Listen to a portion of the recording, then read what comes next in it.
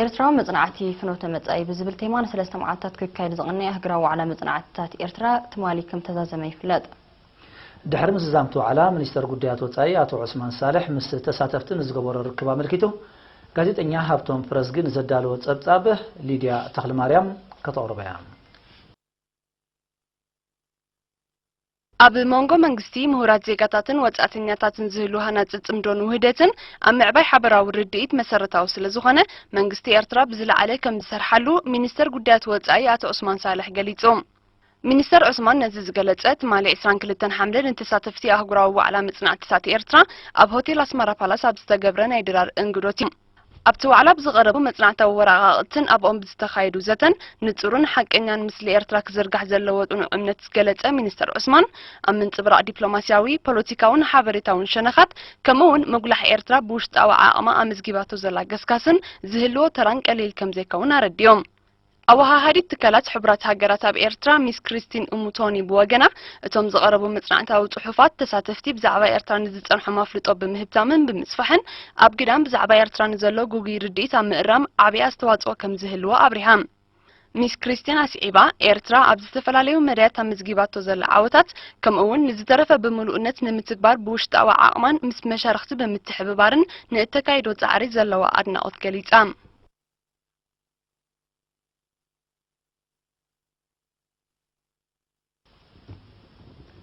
ኣብ ንዞፍ ዓበት በውሕል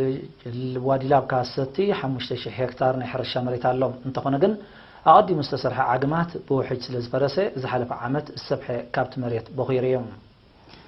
ነዚ ንምፍዋስ ድማ ሎሚ ዓመት ነትፈሪሱ ዝጸንሐ ዓግማት መንግስቲ ማሽነሪ ብምፋር ይጽግነሎ ወኪል ኤሪና ኣብቲ ንዞባ ዑመር መሐመድ እድሪስ ንዝለኣኸው ጸብጻብ خالد محمد ብርሃን ከቕርቦ ኣብ ዋዲ ላብካ ንዞባ ኣፍዓበት ኣብ ጀማሂር ኣባረራ መቅዱረትን ቀጣኒትን ዝተባህለ ናይ ሕርሻ ከባቢታት ዝርከብን ብውሕጅ ፈሪሱ ዝጸንሐን ዓግማት መንግስቲ ብማሽነሪ ጽግኖ ከም ዘሎ ወኪል ኤሪና ሓቢሮም እቲ ዕማም ካብ ከበሳታት ንዝመጽእ ወሓይዝ ናብ መሬት ሕርሻ ኣሊኻ ምህርቲ ንምኽዕባት ዝዓለመ ምዃኑ ኣብ ጨንፈር ሕርሻ ዞባ ሰሜናዊ ቀይሕ ባሕሪ ሓላፊ ልምዓት ብቑሊ አቶ ተስፊት ገረዝጌር ገሊጹ ኣብ ዝሓለፈ ዓመት ብሰንኪ ምፍራስ ዓግማት ብዙሕ መሬት ከይተሓርሰ ከም ዝተረፈ ዝሓበረ አቶ ተስፊት መንግስቲ ነዚ ብምግንዛብ ብገዚፍ ወጻኢታት ክጽግኖ ከም ዝወሰነ ሓቢሩ ኣመሓዳሪ ንዞባ ኣፍዓበት አቶ ኣሕመድ መሐመድ ኑር ረጀብ ወገኑ ዝካየድ ዘሎ ስራሕ ኣብ ህይወት ሓረስቶት ዓብይ ኣገዳስነት ከም ዘሎ ጠቂሱ ዛጊድ ዝተሰርሐ ዘተባብዕ ከም ዝኾነን ድሮ ገለ ክፋላት ናይቲ መሬት ማይ ክኣትዎ ከም ጀመረ ብምብራህ ሓረስቶት ኣብ ዝካየድ ዘሎ ስራሕ ተሳታፍነቶም ክዕዝዙ ኣዘኻኺሩ ሓረስቶት ዋዲ ላብካ ብወገኖም ዝሓለፈ ዓመታት ዝፈረሰ ዓግማት ናይ ብሕቲ ማሽነሪታት ብኽቡር ዋጋ ተኻርዮም ክጽግንዎ እኳ እንተጸንሑ ኣድማዒ ውጽኢት ከም ዘይረኸብሉ ብምዝካር ሎሚ ብሓገዝ መንግስቲ ውጽኢታዊ ስራሕ ይሰላሰል ስለ ዘሎ ኣብ ንጥፈታቶም ዓብይ ኣበርክቶ ከም ዝህልዎ ኣረጋጊጾም ኣብ ዞባ ደቡብ ዝተዋሃደ ደገፍ ህዝብን ምምሕዳራትን ኣብ ምሕያል ስርዓተ ትምህርቲ ዓብይ ኣበርክቶ ይገብር ከም ዘሎ ጨንፈር ሚኒስትሪ ትምህርቲ ዞባ ብ21 ሓምለ ኣብ ዘካይዱ ኣኼባ ገሊጾም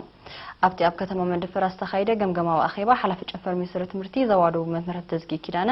ኣብ ዓመተ ትምህርቲ 2015-2016 ኣብ ኩሉ ደረጃታት ትምህርቲ 80 ሚታዊት ከም ዝሓለፉ እዚ ድማ ውጽኢት ጻዕሪ መምህራንን ኮማዊ ተሳትፎን ከም ዝኾነ ሓቢሮም ህዝብን ህንጻው ስርሓት ኣብያተ ትምህርትን መነባበሮ መምህራንን ዝውዕል ኣስታት 3.7 ሚሊዮን ኣፋ ከም ዘበርከተን ዝጠቐሰ መምህር ህብተዝጊ ጽርዋ ናይዚ ኣብ መስርሕ መምሃርን ምስትምሃርን ልዑል ምንባሩ ብምሕባር ንሱሳ ሚታዊት ካብ ጠቕላላ ዓቕሚ መምህራን ኣብ ስርዓተ ሓበሬታ ትምህርቲ ምሕደራ መዛግብቲ ቤት ንባብን ቤት ፈተነን ዘተኮረ ስልጠናታት ከም ተዋህበ ኣብሪሆም ኣብ መወዳእታ ምምሕዳር ዞባ ደቡብ ዋና ዳይሬክተር ክፍሊ ማሕበራዊ ኣገልግሎት አቶ ፍራንኮ ኩባባ መደባት ትምህርትን ምዕዋት ጻዕሪ ንዘካይዱ ኣካላት ብምስካን ጸገማት ኣብያተ ትምህርትን ምፍታሕ ኩለን ኣካላት መንግስትን ግንባርን ብንጥፈት ክዋሳኣ ኣዘኻኺሮም ኣብ ዞባ ደቡብ 132 ናይ ቅድመ ትምህርቲ 247 ናይ መባእታ 89 ማእከላይ 29 ናይ ካልኣይ ደረጃ ኣብያተ ትምህርቲ ከም ዘለዋ ኣብዚ ዓመት እዚ ድማ ኣስታት ሽሕን يريتها 297 شحت مهارات قبلا كم هرا كم حاجة سنة تشنفر مستر تمرتي يملكت بمتحبار كوليج الناس مران منيستر تعنان 4 توارح بمقوطار حمام عاصو السلطانو كاب كلن زوباتات زمصو ابالات منيستر تعنا تمرقام ابزي كاوشتن وصام بزمصو كيلات استوها بسلطنا استساتفو اب حلوا حزباو تعنا توافيرهم سرحو 16 ابالات كوينم كل حسابن جبرن زطامره فلطت كم زقسمو ب22 حمله اب استخايده سنه سرعه ممراتات تغليصوم أواهد نايت سلطنا دكتور أمانيل كيدانة أبز اسمع قال حمام عصو بدرجة أفريقيا حدا كاب كان قتل حمامات مخانة تايسو بايتوت عنا عالم نمقود صار نمطفون بزكايدو زلو نطفتات أو كتشان 15 بسبعان 5 ميتاويت كم زغودله بمحبار سلطنتي إيرترا أم مقدسار نايز حمام أمزجباتو زلا نايل على 9 ميتاويت عاوت بمعقاب ملؤ بملؤ نمو قادو أبز كايد سعري ترى أنك عزوز تلابيوم دين كوليج عنا سمرا دكتور قدي جبري يوهانس بوغنا حمامات بحافشة عصر ما بفلاي نمقتا زكايد زلو تعارتات نمعوات مس منستر عنا زلو زمدنا نمعزاز يسرح له كم زلو أنا إيرام أبز متصور حنا حسيت مساساري سلطنا كوهاب مخانو أبتا قاطامي تحبيرهم